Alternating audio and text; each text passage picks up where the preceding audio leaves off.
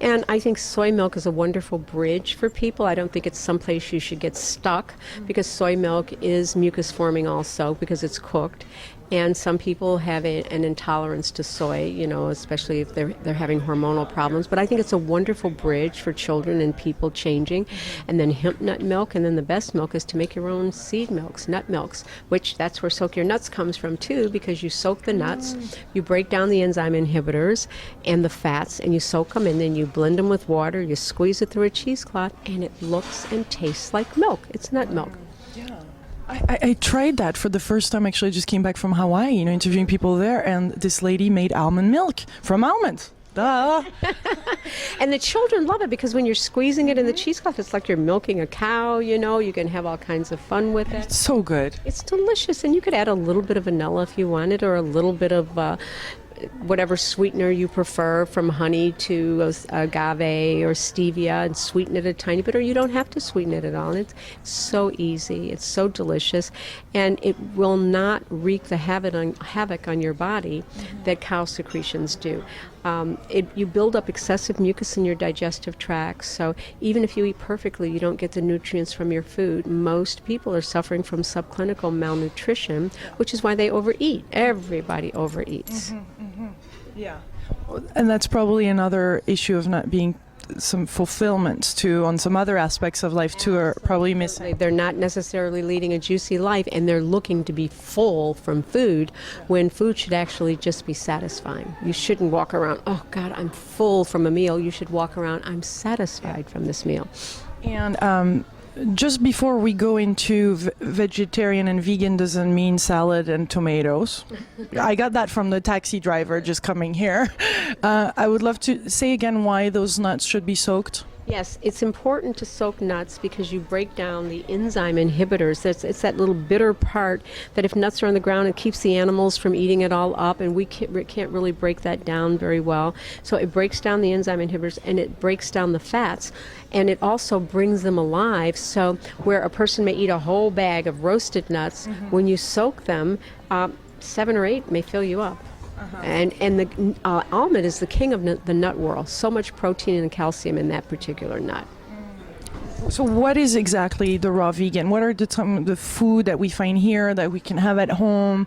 What is exactly eating raw if it's not salad and tomato? Yeah, that can turn so many people off when they think of raw. They just think of salad and tomato and cucumber. And they're like, well, my second book will be coming out soon, and it'll be cooked vegan and raw vegan. Let's stay tuned for that. And there are a few raw recipes in the Soak Your Nuts book to help people as they're doing the detox.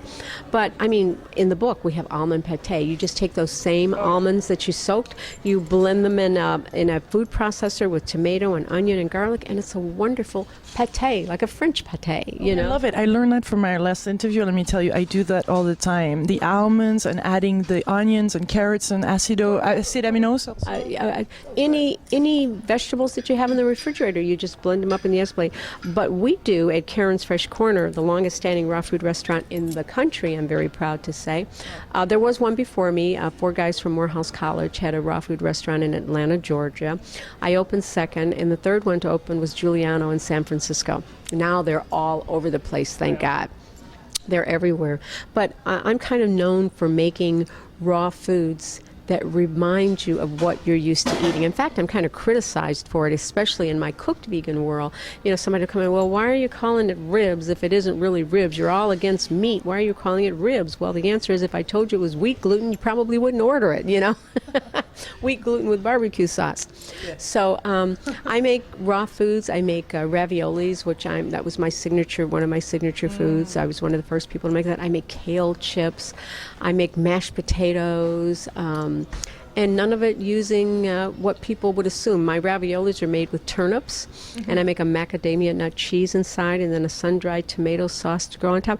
I mean, there's no end to what you can do in a raw kitchen. We're talking gourmet food here, because this is especially here in this restaurant, I just love it. It's so beautiful. I'm going to scan through it on the camera because it's really delicious. It's sexy. Well, that's my point. So many people have this narrow vision of what you're supposed to look and be. Yeah. like if you're a vegan, and like I said, I've been a vegan 42 years and there's nothing granola about me. Not that I have a problem with granola, because I was certainly granola in my youth. But, you know, people just have this attitude that if you're vegan, then you have to wear Birkenstocks and nose rings and tattoos. Not that I think there's anything wrong with that. But, you know, Sonia Sotomayor, the Chief Justice, has been here twice. We get doctors and lawyers and mainstream people, and that's my vision, is to show the rest of the world how lovely vegan cooked and raw can be, and we don't have to be stereotyped. And it really is this beauty from the inside out. I feel, especially since I used to be 100% and now I'm more in the 70, or really being easy also with ourselves is a big part of this, because otherwise it just doesn't work. Well, I say so often, I give you the optimal and then you work to where you're comfortable, because life is supposed to be juicy and joyful. Yeah. And you know, you can't walk around with holding a dime in your butt because you don't want to be around those people either. You know, you're not joyful. People have to like you to want to know what you're doing too. I have a sign over the bar here, and yes, I have a bar in this particular restaurant, and people go, "Oh, kryptonite, Karyn's giving." First I gave them cooked food, now I'm giving them alcohol. But my thought process is that the Salvation Army gives you free food and then teaches you religion. So I give you your booze, and then you learn about vegan food, how delicious it is. You know, you have to make people want to be there. You can't say you have to live within my guidelines of my world, or it just doesn't work. I don't want to preach to the choir. I want to get to the people who wouldn't normally think of walking in a vegan restaurant, you know. And so I have a saying over my bar here, and it says, "There is no judgment here, no right or wrong or good or bad or yes or no, just a chance for an earth-friendly experience for body, mind, and spirit and the planet." So I'm not about judgment whatsoever. In fact, the classes that I teach, I regularly tell people on the last day of classes, you don't run out and shove wheatgrass in somebody's face and say, "Here, you need this." That's not the way to bring them to our side. You hand them a dessert, you know?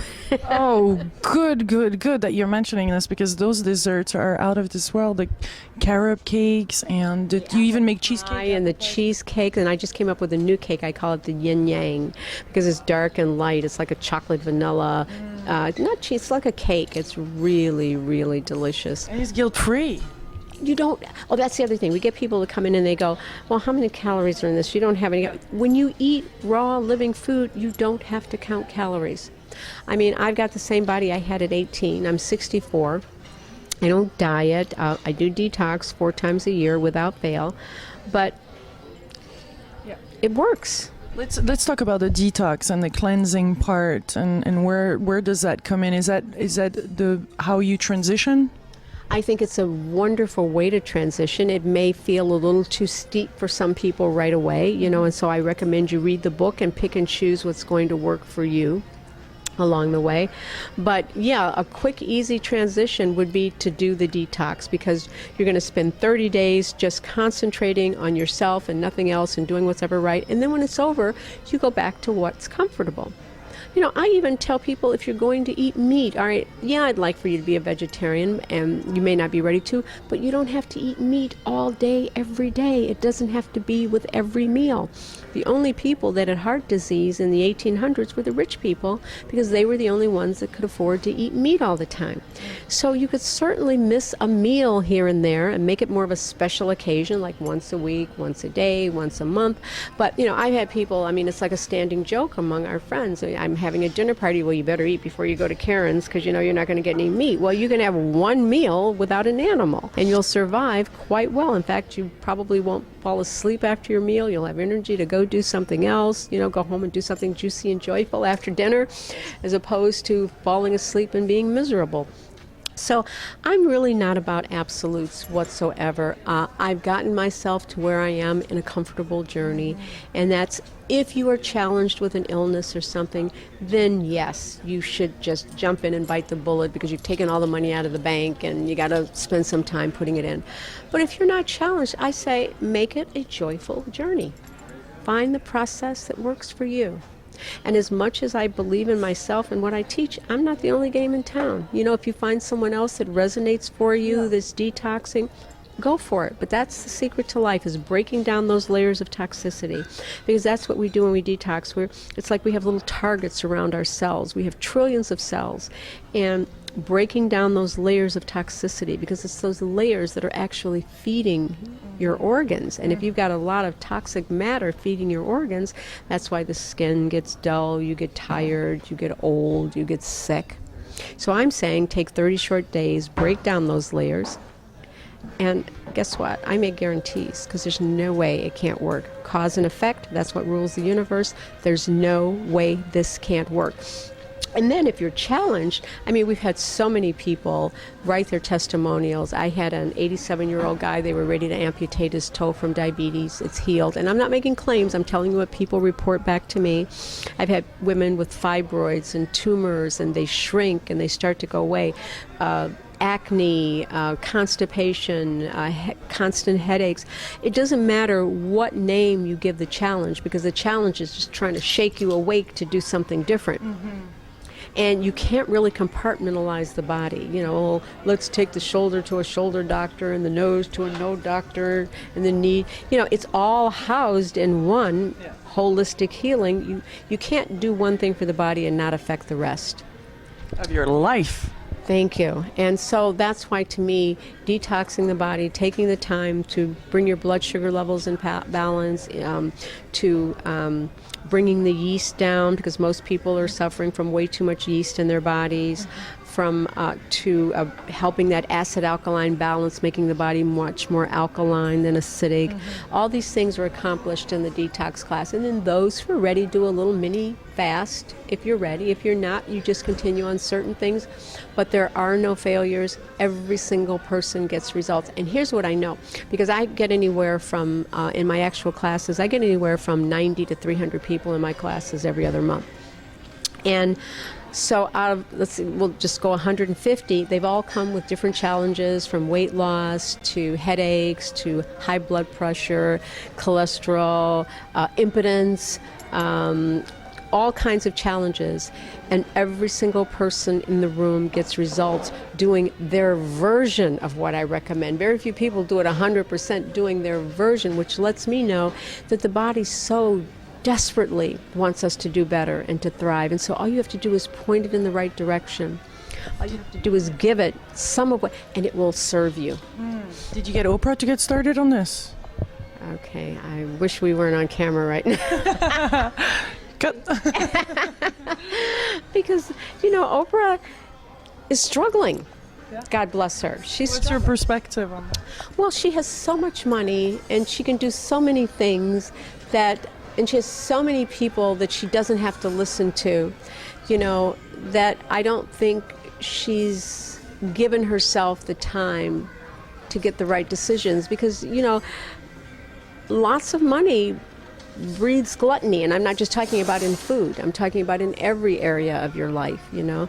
I can call myself with that with shoes. I have more money now, and I have more shoes than I've ever had. So just think of the kind of money she has and what she can pull into her life, where she doesn't have to get down to the basics necessarily. And it's not just Oprah. Very often people don't get to the basics until they have to. That's when I see a lot of people, when they've been diagnosed with 4 months to live, 8 months to live, the arthritis is so bad they can't walk. She basically just has a weight problem. And I like to say people that are overweight have a phenomenal gene pool, because if I ate what they ate to get that large, I'd be dead. All the women in my family died overweight and young. I don't have a lot of tolerance for negativity, so if you're a large person, you can take in a lot of stuff before it affects you. So it's not like you were born with great genes, because it looks like it. I know. That's what I hear all the time. Oh, it's her gene pool, or she's a lady of color. Women of color don't age at the same rate, but we women of color get hypertension, diabetes, overweight problems. We may not get the lines as quickly on our face, and a lot of my sisters do have the lines on their face, and it is getting worse for us, for the whole world. You know, I see younger and younger people with the diseases that only old people used to get. You know, when I was growing up, you didn't get cancer till you were like 70, 80 years old, or diabetes till you were 70. Now it's younger and younger people getting the diseases that old people used to get. What's that telling you? That we're living in a much more toxic world, so much more chemicalization than we were ever intended to live with. When man was created, the oxygen levels were at 30